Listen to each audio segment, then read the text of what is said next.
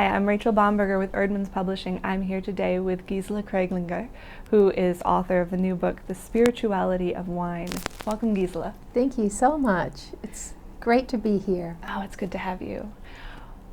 Your book comes from a very personal place for you, partly because of your academic research, but more so because of your family and your growing up. Can you tell us your personal connection to your subject matter? Well, I grew up on a winery, and my family has been crafting wine for many generations. So I really grew up in a world that was very agricultural. On the one hand, we were working the land and planting vines and harvesting grapes and crafting the wine on the winery, but then also because we also sell our wines, we have a continual flow of customers coming all the time. And so wine tastings really happen every day in the tasting room. And so I've lived in these two worlds of agriculture in sort of hospitality in a tasting room. And then I grew up in the Lutheran church in our little medieval village. And so my family has been crafting the wine for the Eucharist, the Lord's Supper, for many generations. So it's deeply embedded in me. For you, wine isn't just a lovely beverage to have with dinner. It has some deep spiritual meaning. Can you tell me about that? Yeah, I think we as a family feel a great responsibility. We think that wine is a gift from God and a very special gift from God. So we feel the responsibility to craft something beautiful, because wine was given, this is from the Psalms, to make glad the hearts of men and women. So we feel part of our vocation is to craft something that brings joy to people.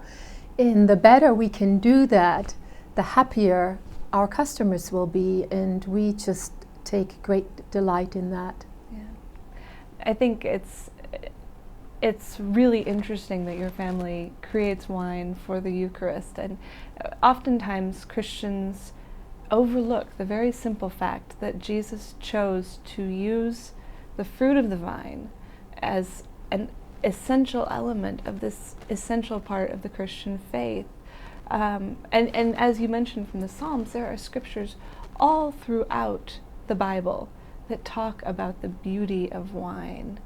What does it mean to you that wine has such a central place in Scripture?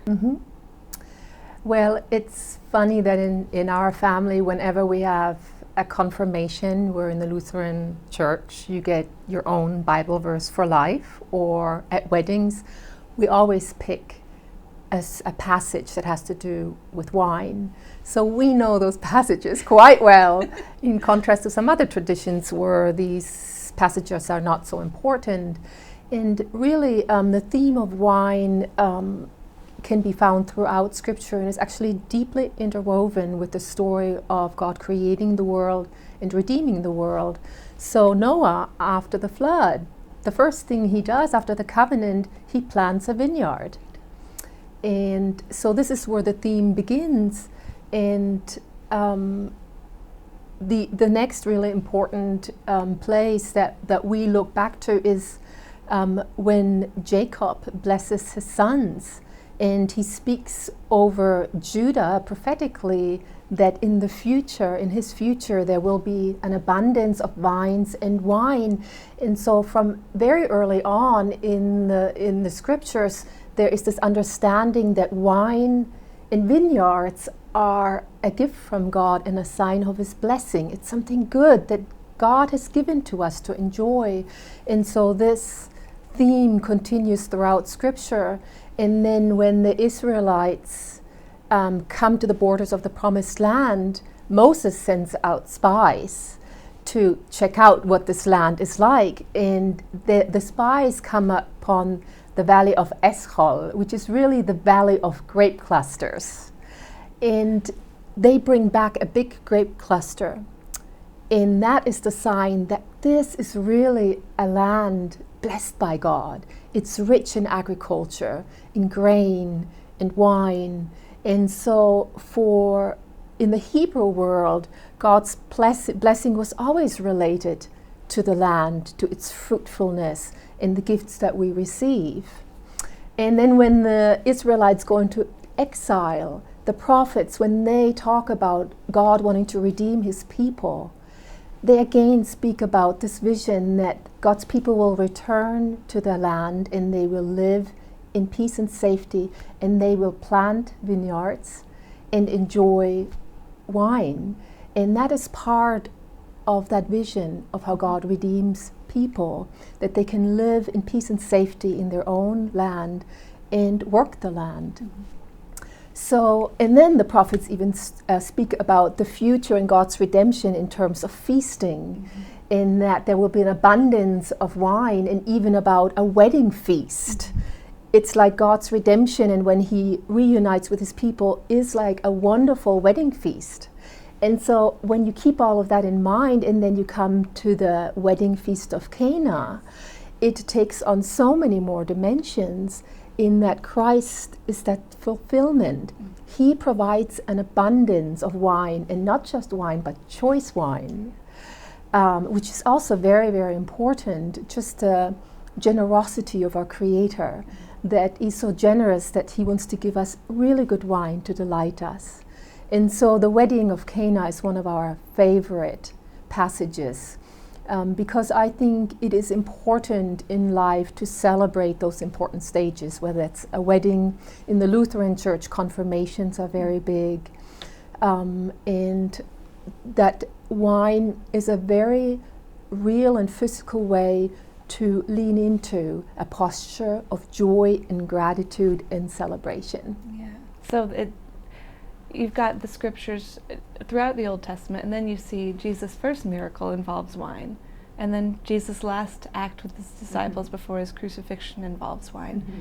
And yet, I think a lot of Christians are very conflicted about wine, mm-hmm. and on the other side, vintners are very conflicted about, Christian faith. Why this impasse here?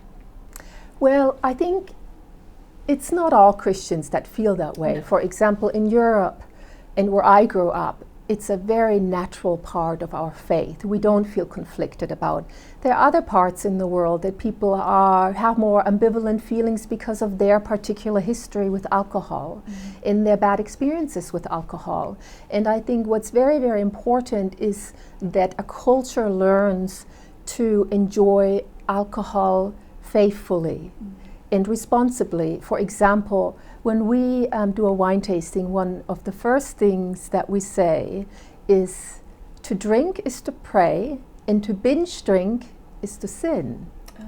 And it's important that we learn that, not just as individuals, but as a culture, that we have been given gifts, and that cultural knowledge of how to be faithful with those gifts, and know when to drink alcohol and when not. So in Scripture, we learn that wine was given to make glad the hearts of men and women. Mm-hmm. It's been given to make us glad, to kind of deepen our sense of joy and gratitude. Now the temptation is to drink alcohol when you are stressed or depressed or anxious, when you go through very, very difficult times, to get some physical relief, some comfort, or a numbing of the pain. But that is not a helpful way. This is where we have to learn to discern and say, if I am hurting, if I'm troubled, it's important for me to seek help. We are a holistic person. We have the body, we have our emotions, we have our soul, we have a spiritual dimension, and we need to learn to care for one another holistically. So when we are hurting, it's not good to drown your sorrows in alcohol. It's important that you seek help. Mm-hmm. And that comes through our relationship with God and with one another. And so I think this is very, very important for those cultures and Christian cultures that don't have that cultural knowledge anymore, to learn how to enjoy wine and alcohol faithfully. And then you mentioned the world of vintners. I did over 30 interviews with vintners, both in Europe, in Germany and in France, and in the United States, in Oregon, in the Willamette Valley, and then also in California in the Napa and Sonoma Valley. And what really struck me about the interviews in the United States is that most vintners said that they had grown up in some sort of a Christian context, quite a few of them in evangelical contexts, and they had left that tradition because, maybe not just because of it, but they look back on that time and they say the Christianity that they grew up with was by far too narrow to encompass that great mystery and wonder that they experience year in and out in the vineyard, in tending to the vines and then crafting wine. They think, most of them think, there's a deeply spiritual dimension to what they're doing, but they feel like the Christianity that they have come to know can't account for that or capture that appropriately. And that made me very sad, because I grew up in a tradition that very much saw the faith and our work in the vineyard and crafting wine integrated, and we found it affirmed and enriched in Scripture. Yeah. And I think the vision that you cast in the book is a very beautiful one, because wine, even though it is such a deceptively simple drink, it's water and sunlight and earth and green growing things coming together with human effort to create this beautiful thing. There's so much richness in it and so much potential to create community and connection to creation. Can you tell what kind of vision of spirituality do you see in a good wine? Well, I mean, you have to ask what is a good wine and what is not a good wine. And what I would like to say is that there are very good basic wines, and then there are good wines, and then there are excellent wines. And we don't, the ordinary person, wine, especially in the US, has become so expensive that it's more a drink of the upper class. And that's not the case where I am from. Good wine is very affordable. But I think what happens with wine, and what I have noticed over and over again growing up on a winery, is that, for example, we would have wine tastings in the evenings, and groups of people would come to the winery. And Germans tend to be very reserved and a bit uptight sometimes. So they would come and be quite reserved and shy, and then they would sit around the table and drink the wine, and we would help them recognize its beauty, because it's quite an art to learn to taste wine. But it only takes time and a willingness to be attentive, to learn, to pick up the various facets of the beauty of a wine. And so I think it slows us down. A wine tasting should slow us down to make us more attentive of what is actually there. And that's not just true for wine, that's true for everything. This world is incredibly beautiful, and I think so often we run through life and we miss out on that incredible beauty. So one of the things that wine has done for me and for my family, and what we try to instill in our customers, is a sense of wonder and astonishment that wine exists at all. That this creation, in the way grape juice interacts with yeasts in this process of fermentation, and then through this transformation, this beautiful beverage comes into existence. So I think nourishing a sense of wonder and astonishment, which then draws us into a much deeper sense of gratitude to God for all that He has given us. The other thing about wine that I think is quite beautiful is the alcohol. Alcohol preserves the wine, but it also intensifies the flavors, and it also has an effect upon the body.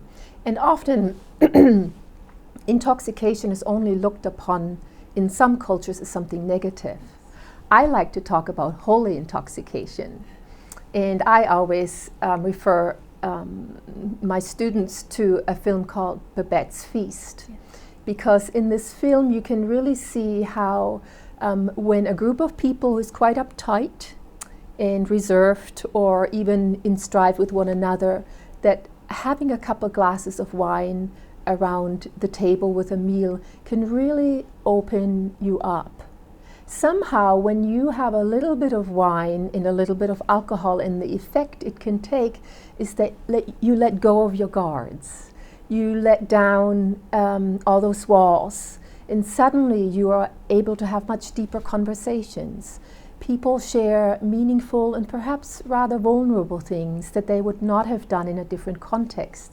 And that is what I have seen in the wine tastings, that people who are quite reserved and unwilling to share all of life, the joys and the sorrows, are suddenly willing to let others in. And so I think wine can really help us create a deeper sense of community and vulnerability, and through that also a deeper sense of conviviality. That's a beautiful vision, I think. Thank you, Gisela, so much for talking with us today. You're very welcome. The book, again, is The Spirituality of Wine.